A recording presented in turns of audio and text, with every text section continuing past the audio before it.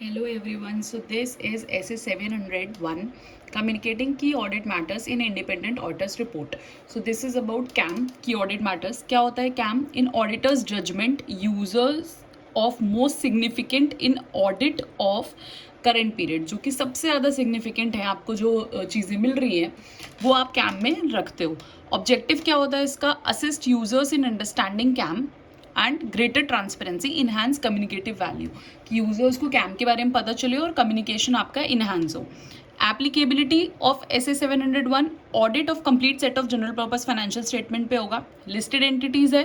When auditor decides to communicate KAM, जब auditor decide करता है कि अब कैम करना है और required by laws and regulation to communicate KAM है.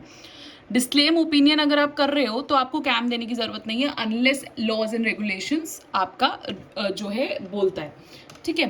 फिर आपका स्कोप क्या है? Communicating KAM in report is not substitute of.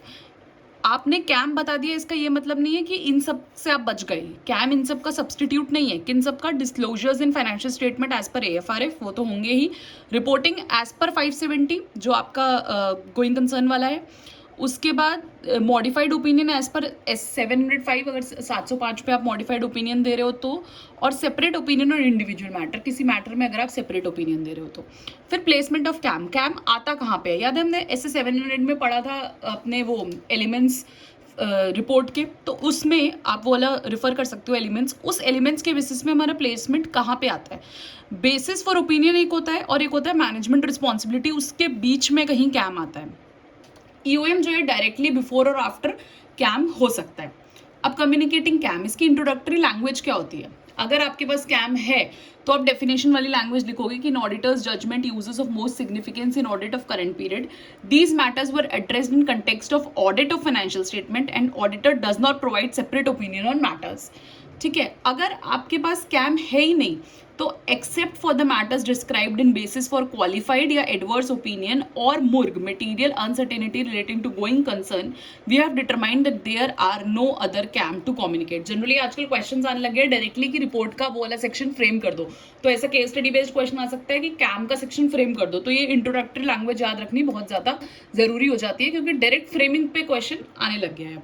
अब डिटरमाइनिंग कैम, आप कैसे पता करोगे कि कैम है? Effect on significant events on transactions पे कोई इफेक्ट आ रहा है, कोई सिग्निफिकेंट ऑडिटर्स जजमेंट है, कोई areas of higher risk of material misstatement है, या also matters not in financial statement, वो भी कैम हो सकता है. कोई ऐसा मैटर नॉन फाइनेंशियल जो आपकी फाइनेंशियल स्टेटमेंट से मैटर नहीं करता है, वो भी कैम हो सकता है. KAM not to be communicated. KAM कब कम्युनिकेट हमको नहीं करना है? जब लॉज एंड रेगुलेशन प्रिक्लूड्स करते हैं या फिर आपका एडवर्स कॉन्सिक्वेंसेज है, पब्लिक इंटरेस्ट बेनिफिट्स को आउटवे करता है, मतलब ना आपको कम्युनिकेट करना ज्यादा बेटर है पब्लिक के इंटरेस्ट में, तो आप कम्युनिकेट नहीं करोगे. या not apply if entity is publicly disclose, कि कोई ऐसा मैटर है जो एंटिटी ने पब्लिकली फॉर एग्जांपल न्यूज़पेपर में डिस्क्लोज कर दिया या फॉर एग्जांपल डिस्क्लोज कर दिया है, तो उस केसेस में आपको जो है कैम को कम्युनिकेट नहीं करना है अपनी रिपोर्ट में. Okay, so this is SA 701. Hope you like it. Please like, share and subscribe. Thank you.